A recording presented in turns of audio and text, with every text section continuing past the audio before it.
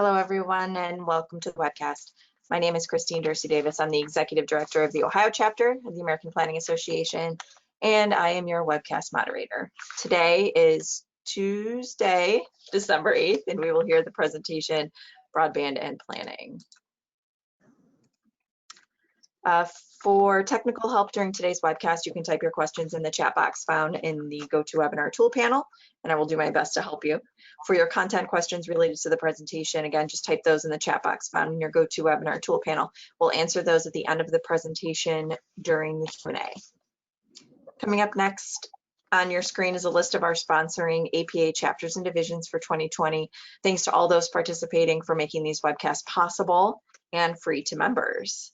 In particular, today we are sponsored by the Mid-Atlantic Planning Collaboration, which is a joint venture of the Maryland National Capital Area, Virginia and West Virginia chapters of APA, along with the Maryland Department of Planning, Maryland Planning Commissioners Association, Rural Planning Caucus of Virginia, and West Virginia's University's Land Use and Sustainable Development Law Clinic. And the intent of this series is to address topics that may be of interest to people involved in planning at all levels across multiple regions, and we've enjoyed having this collaboration. They've had several webcasts throughout the last month or so, and we've enjoyed having you. Coming up next on your screen is a list of our final sessions for 2020. We're already booking into 2021, so be sure to stay tuned. Head over to ohioplanning.org/planning webcast to register for all of our upcoming sessions. Today's session has been approved for 1 CM credit for live viewing. You can head over to planning.org and log into your My APA account, and from there you can either search by the title or the event number, both of which can be found on our webcast webpage to log those AICP CM credits. And be sure to like us on Facebook, just search Planning Webcast Series and we'll pop up. That's where I post any important information like date or time changes when we have a new batch of sessions available for you to register for. So be sure to like us and subscribe to our YouTube channel. Again, just search Planning Webcast Series and we'll pop up. We record all of our sessions and post them on our YouTube channel. We have over 300 sessions, over 3,100 subscribers. So be sure to subscribe to us so you get notification when I post a new recording. That, I believe, is it for my housekeeping items. Again, if you have questions, just type them in the chat box and I'll get those all ready for our Q&A at the end of the session. So I'm going to turn it over to Jan Hovis, who is our presenter today. She's going to self-introduce herself and kick things off. Let me turn those controls over to you. And you should now receive that pop-up. Wonderful. Yes. Let me know when you see my screen. I do see it. And if you just put it into presentation mode, yeah, we'll be good to go. I'll do that. Just working through the technology here. If you hit slideshow up at the top, yeah, the slideshow tab over to your right. Yeah, the GoToWebinar is not letting me in. I just need to close out. We see your screen. Yeah, I know. It won't let me touch the slideshow. Okay, it's gonna just take me a moment and I will have this together. There we go. Perfect. All right. Thank you. Thank you. Okay, thank you. And nice to be with you all. I'm really glad to have this opportunity to share some information about broadband and planning today. I am going to just quickly tell you that I'm Joanne Hovis. I'm from CDC Technology and Energy in Maryland. And it won't give you a lot of background because if you want it, that is what the broadband internet is for, is the good news. Other than to say that I have had the enormous good fortune to have finished school just as the commercial internet was being born in the mid-1990s and to have worked ever since then in the space of approaching from a community and public sector standpoint, strategy and planning around what the future of the broadband internet would be, because it became apparent very early on to so many localities and many states that the broadband internet was going to increasingly be foundational to the workings of our economy and of our democracy as Americans. And the one most significant change of our current moment is that, unlike previous years when the communities that felt this so acutely had to persuade others that it was indeed the case, I think we are in this incredibly important moment where we have national recognition and unanimity on an entirely nonpartisan and bipartisan basis that this infrastructure is entirely foundational, that is going to be part of our path back from pandemic, from all the crises that we're currently facing, both with regard to healthcare and our economy, but also that because it is so foundational to education and healthcare and the various pieces of life that are so significantly constrained in the current moment, it needs to be given that much more attention. So we're in this moment of enormous possibility and opportunity and widespread understanding of the criticality of broadband, and I find that incredibly encouraging. I'm very optimistic about the potential that we as a nation will solve our broadband deficits in the coming decade. I am going to talk really fast because there's so much I'd like to share with you. I'm mostly going to touch on some of the things that I would like to advise you that I think as planners you should be aware of and be knowledgeable of. And I'm going to start with a little bit of technology, explaining how we got to the current moment and why it's important. I promise I will not talk engineering speak. I don't do that. The goal is for planners and policymakers to understand what they need to know about history of technology and technology itself in order to be able to do the kind of work that they need to around broadband. Then I'll speak through best practices of a variety of sorts, but in particular with regard to process and planning for how to undertake and engage and navigate a broadband planning process at the local or regional level. Let me start with just a few thoughts about the enormity and the criticality of broadband as the infrastructure that is entirely critical to just about every element of how our communities function.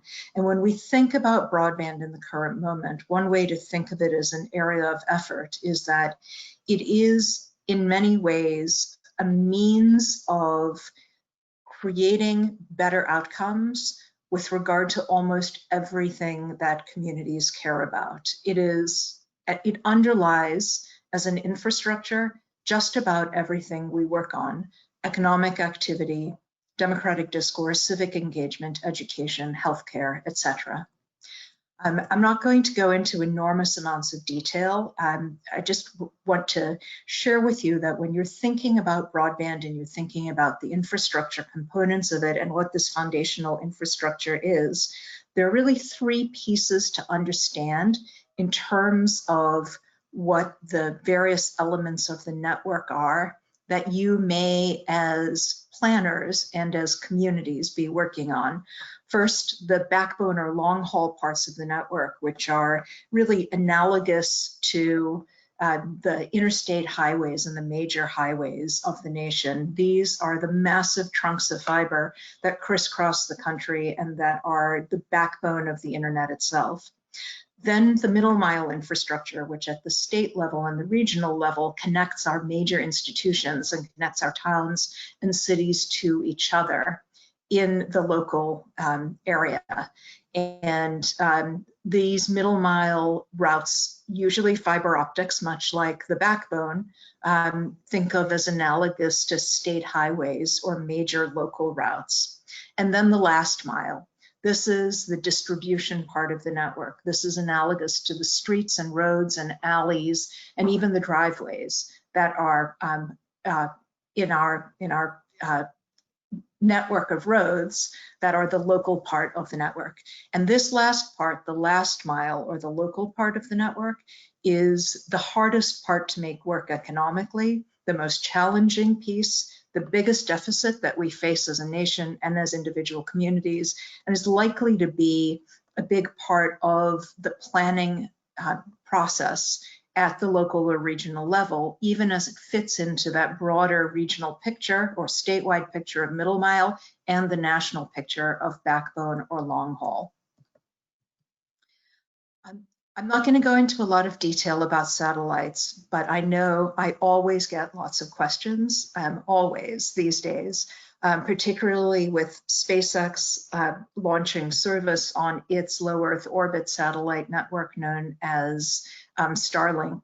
So I wanted to, as I talk about technology, just fit this into context here so that you all know that we're in another very interesting and critical moment at the current time, in that these low Earth orbit or LEO broadband satellite networks are in the immediate moment just being piloted and tested. In the next 18 months, we will find out just how consequential and impactful they are likely to be. We don't yet know. We don't know that the technologies are sound. We don't yet, frankly, know whether the companies that have these technologies have viable business plans and whether those business plans will work. But we do know that there's enormous promise in that the new generation of satellites, which is low Earth orbit or LEO, as opposed to the geostationary or GEO, are much, much closer to the Earth, which means that their characteristics for propagation of a signal, of an internet signal, are far superior.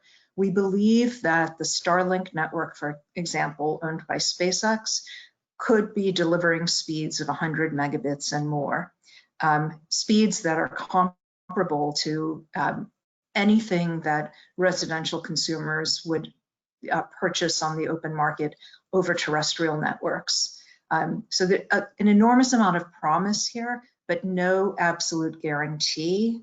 Not at least for another couple of years will we really know whether this is what will transform the broadband environment. But I put that into the context here of this graphic for hopefully providing all of you with a little bit of context for understanding what we are talking about when we talk about broadband technologies and how we come to the current moment. The reason I like to share this graphic and the story of this graphic is because I think that taking all the technologies for which you hear all of the jargon so frequently in commercials from the industry, in media, and elsewhere, and putting them into a context is critically important.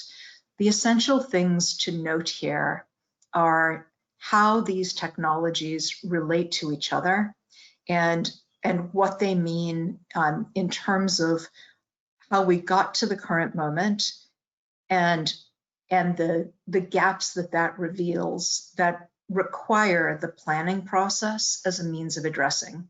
Now, that sounds remarkably vague. Let me share with you what I really mean by this.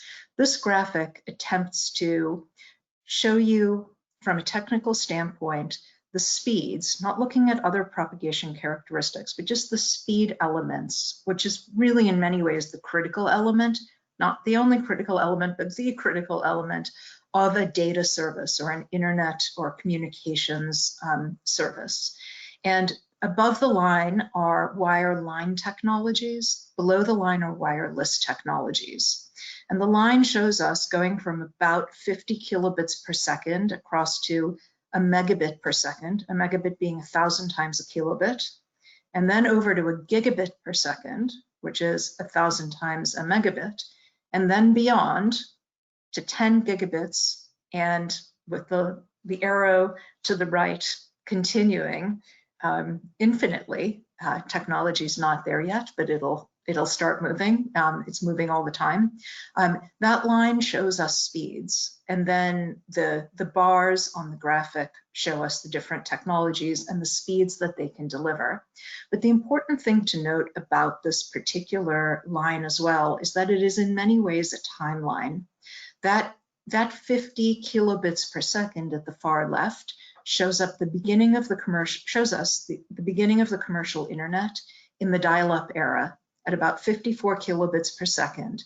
In the mid-1990s, as the commercial internet was being born, the vast majority of us connecting to the internet for the very first time, connected over dial-up phone modems over old phone lines that were running, the dial-up modem running communications over those phone lines that had been deployed in the 1930s, 1940s, 1950s, in some cases in the 1890s, and early 20th century.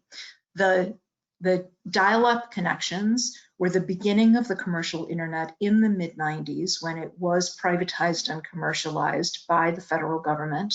And the explosion of commercial activity and democratic activity that followed came immediately in that time period.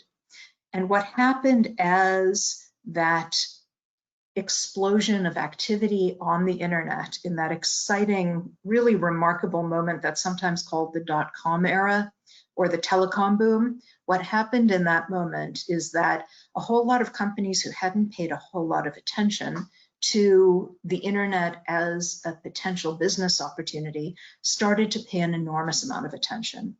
And what we saw then was effectively a race, a battle between the phone companies. In today's representation, they are CenturyLink, AT&T, Verizon, Frontier.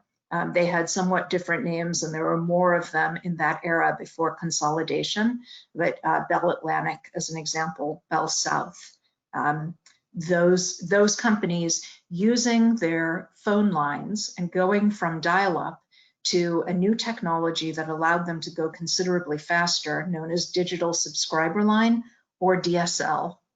But DSL being constrained in its speeds, as you can see in the graphic, topping out at 50 to 100 megabits, best case scenario, really, even today, as time has changed, DSL topping out at that level because it was a communications technology, a very capable and smart set of protocols developed by engineers for maximizing speeds over those old networks that had been built in the 1930s and the 1940s and the 1890s in certain cases, but inherently constrained by that communications medium and its great age and the fact that it had been developed for a completely different purpose, which was phone service 100 years earlier. And for many rural communities, and here's why this matters, right? None of this would matter if it didn't actually have a point in terms of today, but for many rural communities who are served only with DSL, they are lucky to have DSL in that those old phone networks are still there and they can now get internet access over those networks.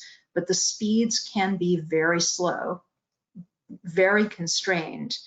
Best case scenarios, if they are lucky enough to be located in a certain location and there's good equipment near them, could get up to 50, 30, 20 megabits per second, but they are never going to get to the kinds of speeds that many people who live in metropolitan areas expect. And that limitation inherent to DSL has to do with the old wires, the old infrastructure on which the DSL networks operate, that is the old phone networks.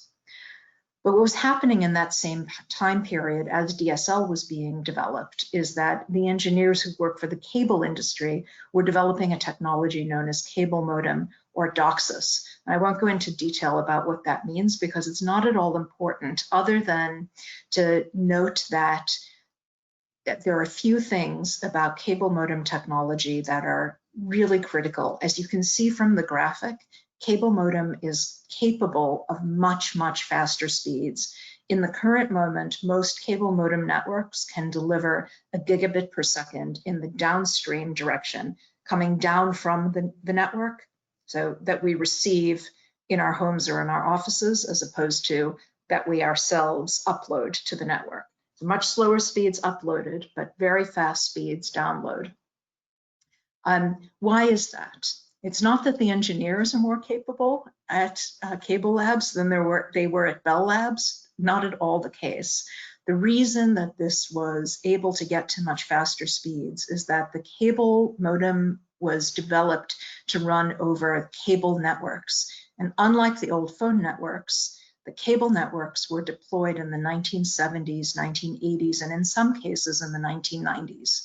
And they made use of a much newer and more robust communications medium known as coaxial cable that was just capable of carrying a lot more traffic than the old phone networks were.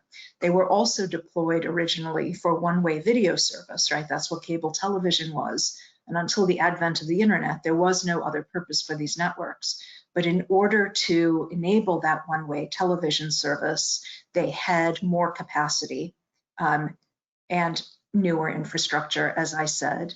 What this means is that cable modem networks are capable of much faster speeds and of much higher, faster, much easier, faster upgrades than the old copper networks carrying DSL. And for planning purposes, the criticality of this is understanding that in your community, wherever there is cable infrastructure, cable television infrastructure that was built all those years ago, 30, 40 years ago, for purposes of one-way video, that network is now capable of delivering very fast internet.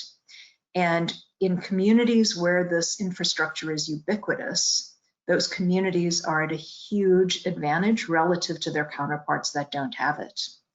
But cable does not exist in rural areas. Because it was for one-way video service, it was never considered critical infrastructure by the federal government, and there was no universal service mandate at the federal level. So unlike the phone networks, where there was a federal subsidy to deploy those phone networks to 100% of Americans, and almost 100% that was actually successful. Not entirely, because there are places in Indian country where it did not happen, but for the most part, in most of the United States, we have phone networks, and there's some flavor of DSL, even if it's very weak, very old DSL. But cable modem really only exists in our population centers, where there was a business case for a cable network to be built, and the cable companies built those networks. And this puts our rural communities at a huge disadvantage. One more really important point, I think, for planning purposes of understanding the cable modem networks is that because these networks were built in order to reach consumers who wanted that one-way video, right? This was all about HBO, right? To a remarkable degree, in fact, it was HBO that drove the economics of these networks being built. The other networks as well, but that was the critical one. Because of that, the application was not an application that was of any interest to businesses. With the exception of sports bars, you really don't have a business need for one-way video service. And as a result, the cable networks, even in the population centers where they got built, in all our cities and towns and suburbs, they were built in residential areas where there was a business for one-way video, but they were not built in small business areas. And even today, this continues to be a real concern, because when the networks became the internet platform of choice, they didn't go to small business areas. And the economics of deploying to small business areas aren't really attractive to the cable television companies. So in many communities, not all, but many, small business areas do not have cable modem infrastructure. They may have access to DSL, but they don't have the better, faster cable modem DOCSIS. Now, large businesses will almost certainly have anything they need. Large businesses, enterprises, big institutional customers, schools, libraries, government, hospitals, etc. For those kinds of customers, there are any number of companies that will build the infrastructure to them because the return makes a lot of sense. But for a small business who can only spend $100 to $150 a month or something in that range, the economics don't make sense for that deployment. And so there is a significant small business gap when it comes to communication services. That should be something that you're thinking about as you're going through this planning process. Two more quick points on this graphic, because I could go on for a long time and I shouldn't, or I will get, well, I lose track of time because there is so much to talk about in this context. But the two other really important things to note. The first one is fiber to the premises, and where does this fit in? Fiber to the premises is the holy grail of communications infrastructure. It is a wire of almost infinite capability and upgradability that goes all the way to the premises, to the user, whether in a home or a business or an institution. And although I think some people think that fiber is a technology, much like my phone or my laptop, that has a limited life and that will be replaced by some kind of a technology innovation, the way to understand fiber is that it is an infrastructure. It is an infrastructure of enormous capabilities. It's not a technology that's going to get changed out every few years or even every few decades. It is an infrastructure that will have a lifetime of many, many decades and will be the platform for all kinds of technology innovations that we can't anticipate right now. In the same way that the infrastructure of cable was not anticipated as supporting the broadband internet 40 years down the road, and the infrastructure of phone networks, when it was being developed in the 1880s and 1890s, never anticipated the uses we make of it now. Fiber is an infrastructure that is very much of the future and is an infrastructure asset rather than a technology or a gadget. And that's an important point. Fiber to the premises has been deployed in some select parts of the country. Unfortunately, still a pretty modest fraction of the country. But it is the logical upgrade for all of these other networks where the economics make it feasible. And in some very fortunate communities where Verizon, for example, invested in upgrading those DSL networks to fiber to the premises, there is this robust infrastructure. In certain very rural areas, there is a federal program, or there are multiple federal programs that subsidize the construction of fiber to the premises. But for most communities throughout the country, where most of our population lives, it is very challenging to make a business case for fiber to the premises given the huge upfront cost and the relatively modest short-term returns. The returns of communications infrastructure are really very long-term relative to other kinds of investments. This is one of the reasons why public entities are actually a very logical entity to work on the infrastructure elements of this, is because this is a long-term investment as opposed to a very short-term investment. And we still have this massive gap in substantial parts of the United States where these other communications, infrastructures, and services may exist to some degree or another, maybe even in a robust way in the form of cable modem. But this enormously important infrastructure that is fiber to the premises has not yet materialized.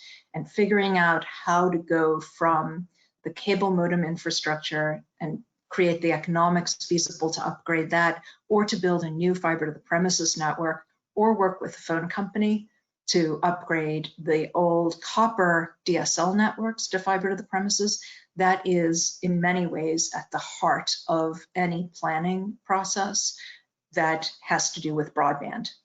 Here's the second point regarding this slide that I promised I would make, and it is for below the line. What do we know about wireless below the line? And this is the critical point. When we look at that line that shows 3G and 4G and then goes into 5G, which is in the very, very early stages of deployment now and only in very limited areas of the United States, totally unproven thus far, but enormously promising in terms of the potential speeds. The thing to know about 3G, 4G, but particularly 5G, is that these very fast speeds will only be feasible in an environment where there is a lot of fiber. Another way of putting this is below the line terrestrial infrastructure is entirely dependent on above the line infrastructure. The wireless connection that goes from my phone, right here from my mobile phone, and connects me to the backbone of the internet and allows me to call someone across the country, that wireless connection is probably less than 1/8 of a mile, depending on where I am located. And in some cases, maybe 1/4 mile, but probably not a whole lot more than that. And then it connects at an aggregation point, likely to be on a tower. It aggregates with, it connects to the backbone of the network and travels over a wire from where I am on the East Coast of the United States to, hypothetically, the West Coast of the United States, where my daughter is in school.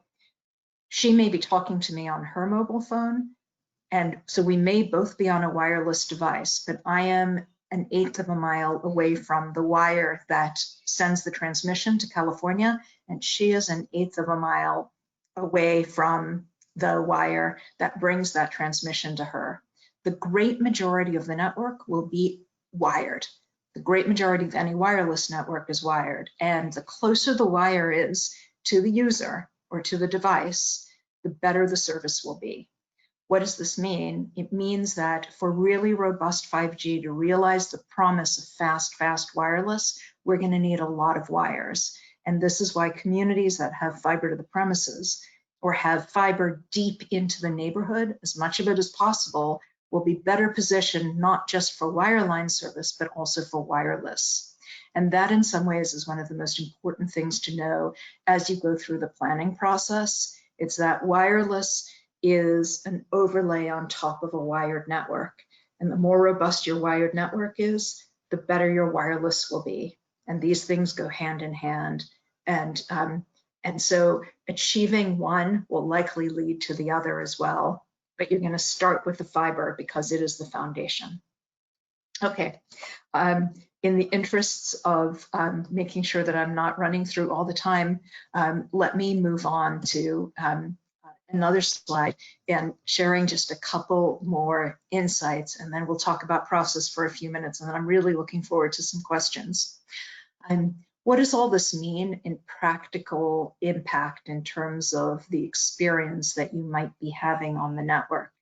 And this is, it occurs to me, this is probably a somewhat dated application, but if you think about downloading or uploading a 5 gigabyte file to or from the network, and 5 gigabytes is about the equivalent of the amount of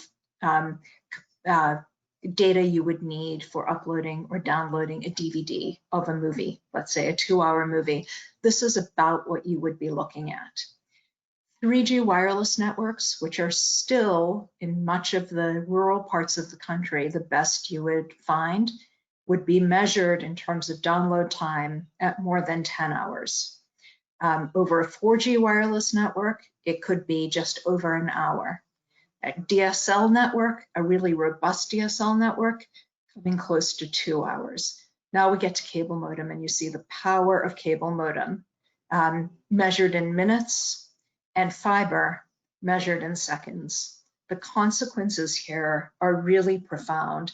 And maybe for a DVD, it's not so important, but for someone who backs up their home-based business that is run over a laptop on a daily basis because they've got all of their business files on a laptop and they want to back it up to the cloud, this is pretty consequential.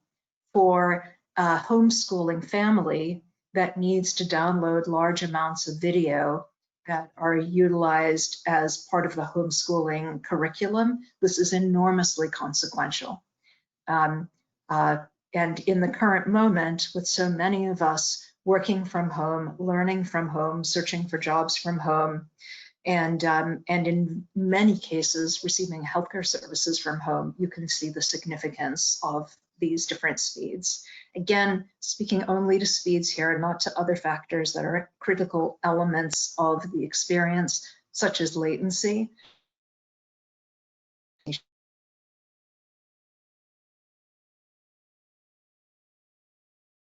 As you go through the process, and you know, what can we understand about best practices for how to go through a rigorous and robust planning process that enables your community, your entity, your region to really undertake this in a way that is data-based, thoughtful, strategic, most importantly, and I think most critical to any kind of planning process, really actionable.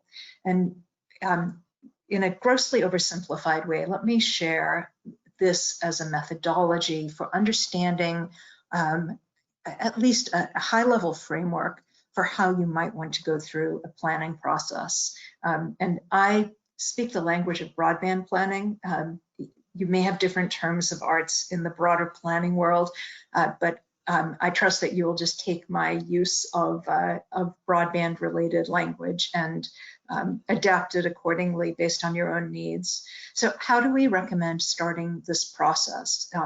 With the understanding, by the way, that for most communities, what the goal they have for this kind of a program is that they will address their broadband deficits, significantly impact them, but not in a way that the community itself becomes an internet service provider. There are some who are interested in doing that, and this process will work for them as well with a few tweaks to the process. There are some who are interested in building and owning the infrastructure, but not being an internet service provider. And this process absolutely works for that. But for many, what they're really interested in is developing a strategy that enables partners, usually private sector partners, to address their broadband needs, where the community's own process and planning is designed to tip what would otherwise be a challenging or unattractive business opportunity for a partner into something that is attractive and that is viable, in part because of grants, in part because of financial commitments perhaps, or just otherwise through understanding the market. So with that as a framework, there's a public sector broadband effort, there's a public sector infrastructure model with private sector broadband and services, or there's a purely private model with public support. Under any of those, and the many variations of those three big areas for here based in best practices.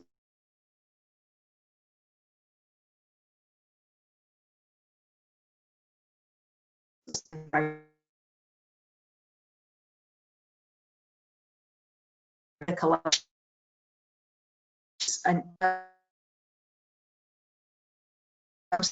to interrupt.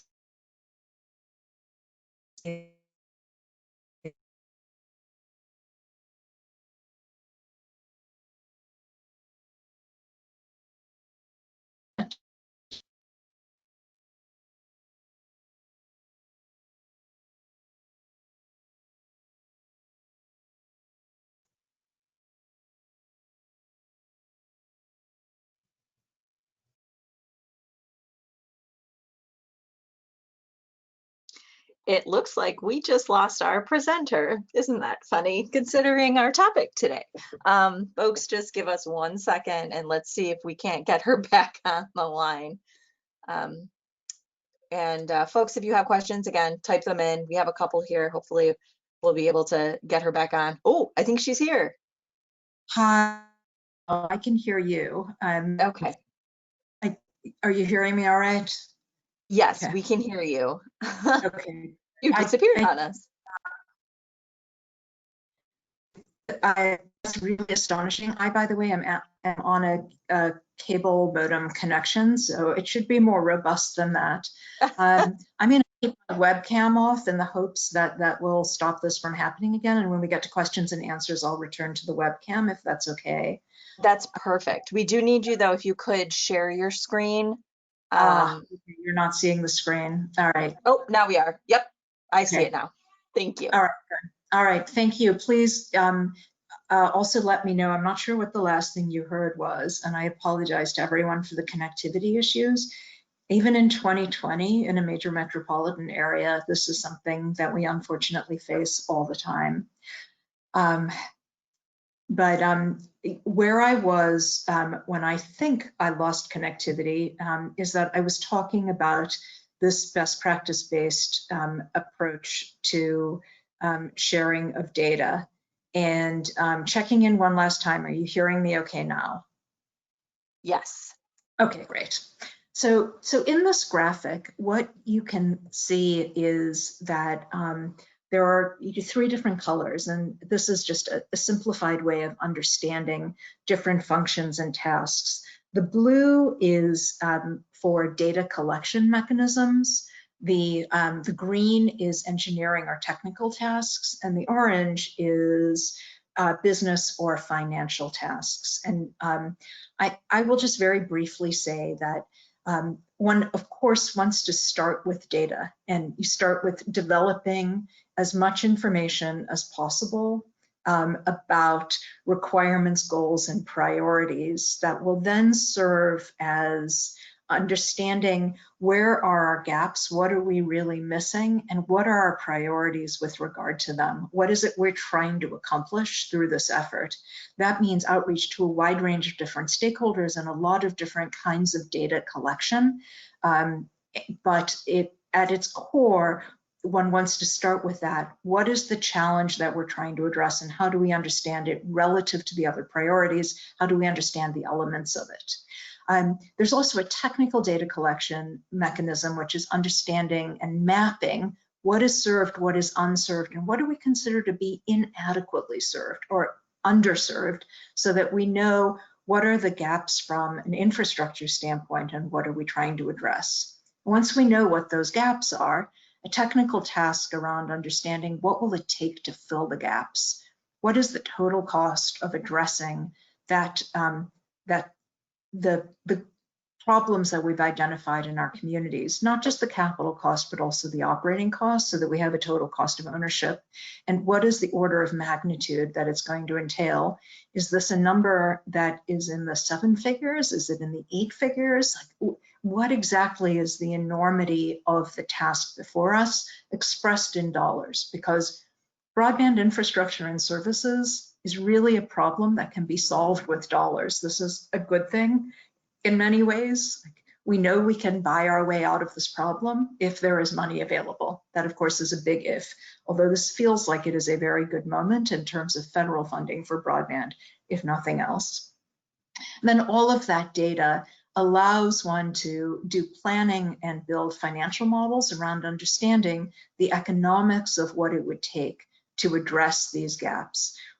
What's it going to cost to build? What's it going to cost to finance and operate? And then what are the likely revenues and other ways of understanding financial value, so that we know what the return or the payback on this might look like from a community standpoint and from a private sector standpoint, which is data that's very, very useful as we then move into building partnership strategy, outreach to the private sector, outreach to the potential partners to understand what is it that they would be looking for? What is the partnership in our community or region going to look like?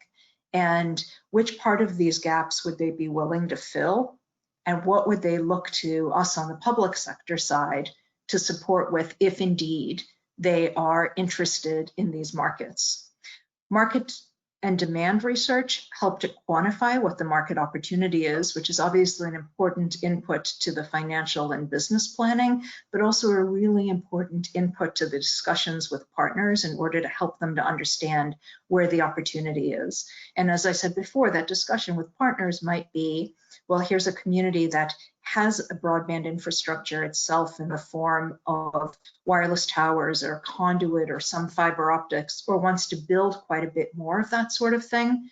Is the private sector interested in becoming a service provider over that public infrastructure, or would it be interested in building it itself with some public support and help of various sorts, perhaps economic development incentives or anchor tenancy commitments to buy services, or support by the public entity of a federal grant strategy?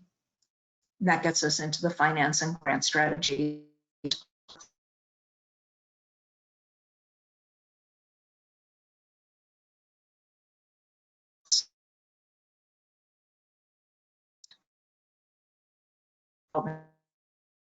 But there is definitely opportunity through multiple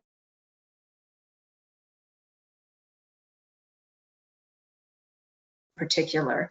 And building out that strategy and building that strategy for what the collaboration with that private partner looks like leads to a business plan and a full execution strategy.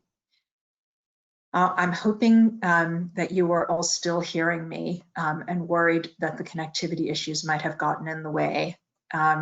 We can hear you. Excellent. Then my laptop is telling me all kinds of things that I should be concerned about. I actually have more slides on process, but I think given the time, I am going to stop, and I will happily provide all of these slides if they are useful, because there's more content there. But in the meantime, and given the hour, I very much look forward to questions. And I will turn my webcam back on and hope that we don't have connectivity problems. Great. And yes, I'll ask Joanne that you just send me a PDF copy of your presentation as soon as we're done here, and we'll post that on our webcast webpage. You'll just search Ohio Planning, or I'm sorry, just go to ohioplanning.org/planningwebcast. So let's just jump into a couple questions. We have about 10 minutes here. The first question is, my community borders the Navajo Nation, where many people lack basic services. So how can broadband be implemented in areas like this? Yeah, that's an enormously important question. I've actually spent considerable time working on broadband issues in Arizona and in New Mexico, in areas bordering the Navajo Nation. The core issue, I think, to understand about broadband in those areas and so many very rural areas of the United States is that, like all infrastructure, there is just an economic impossibility to this serving as an investment that will pay for itself. We don't expect roads to pay for themselves. And in rural parts of the United States, we don't expect water systems to pay for themselves. We don't expect power systems to pay for themselves. We've made a national commitment as Americans that we will subsidize these forms of infrastructure in parts of the country where the economics simply won't work otherwise. That is why we have phone networks all over the country, not because the economics worked, but because we made a commitment to universal service. And we're going to have to do the same thing in broadband. I think that process is taking place. I think federal support is growing and federal funding is growing pretty considerably. I can speak in more detail about what that looks like and what I think might be coming in the next few years, if you like. But I think the thing to understand in the parts of the country that you're talking about is that we have this combination of very high capital costs and relatively modest potential revenues.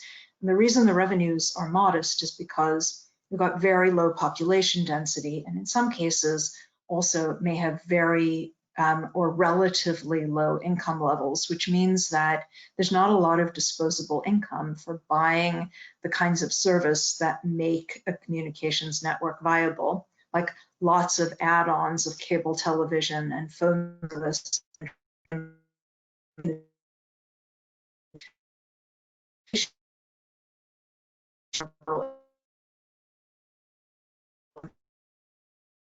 Economics are problematic. And there will almost certainly be a state role. And I know that both Arizona and New Mexico are states that are considering grant programs. There's one in Arizona at the moment that's kind of modest that could be expanded. Colorado has a very substantial one. Nevada has a modest size one. This is something that is growing in just about every state. As you think about planning in the area where you're located, potentially think of a model that looks at local, state, and federal inputs, a partnership among all levels of government and the private sector. And the combination of federal and state funds, local support, and some private sector investment, but also private sector risk-taking, I think is probably the totality of what it would take to bridge the very substantial gaps in your area. Thank you. There's a couple questions related to ROWs and easements. So let's kind of dig in there a little bit. The first one is, one of the largest stumbling blocks is access to easements and in right-of-ways, should localities prioritize access to these areas as where to install broadband infrastructure? So let's kind of start there and work our way. So, there's an awful lot in that.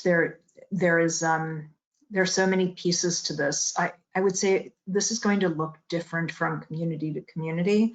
And in some cases, the challenges are getting access to public property. In some cases, it's private property. And then I will add, when it's public property, it's unbelievably challenging getting access to federally controlled public property.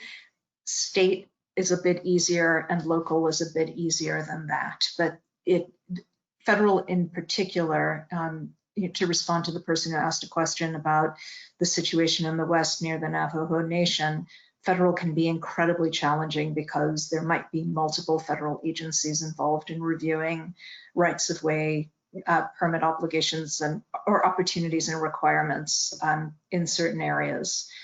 So yes, this is an area that needs to be addressed. I will say, based on my own experience, that localities tend to be very creative about this. It's an area that is worth paying attention to because as a public entity, this is one of the things you can impact without spending a whole lot of money, is to maximize processes, permits, access, and so on, and to do it in a way that does not compromise public interest needs or public assets. That is entirely doable.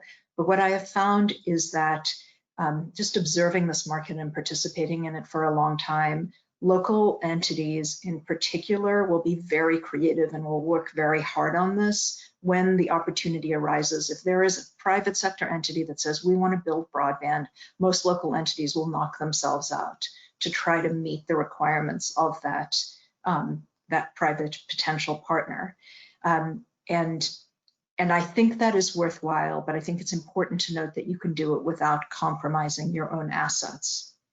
I know that seems very vague. There's lots of detail around what it might look like in regard to lots of different kinds of assets and permissions and permitting processes. And it's not the magic solution to anything. It's simply not a magic bullet. But what it does is it improves, at the margins, it will improve the economics of a deployment, and it will speed up a deployment, and that is why it is worth putting the effort into. And just in the interest of time, I'm not going to go into a lot more detail, but I hope that's helpful. Yeah, and you actually ended up answering another one of the questions. So let's just switch gears real quick and answer one more question, and that is, how do we make sure that the physical internet isn't ugly? How do we do it? Well, that's a really intriguing way to pose that question.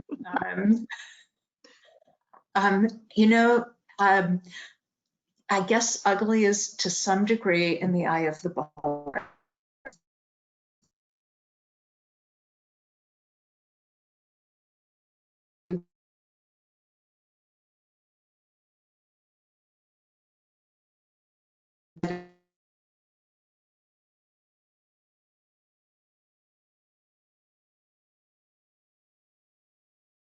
It looks like we lost you again. You're frozen in time.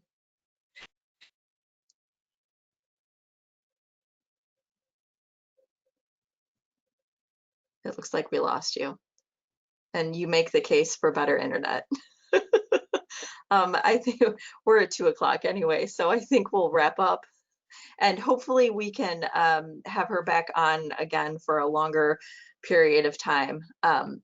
Because there are a lot of really great questions, and I personally have like 10 questions. So hopefully we'll have her back. So thank you if you can hear us for joining us today, Joanne. And thank you also to our sponsor today. And hopefully, like I said, we'll have her back on, and we'll have a PDF of the presentation available on our webcast webpage, ohioplanning.org/planningwebcast, and we'll also have this recorded up on our YouTube channel. So again, thank you to the Mid-Atlantic Planning Collaboration for putting this together, and hopefully we can have her back on again for a longer period of time, because she has a lot of really great and interesting information to share with us about this topic, which is obviously very timely. So everyone, thanks again for joining us. Visit our webcast webpage to register for all of our upcoming sessions, ohioplanning.org/planningwebcast. Thanks everyone. Have a good one, and we'll talk next time.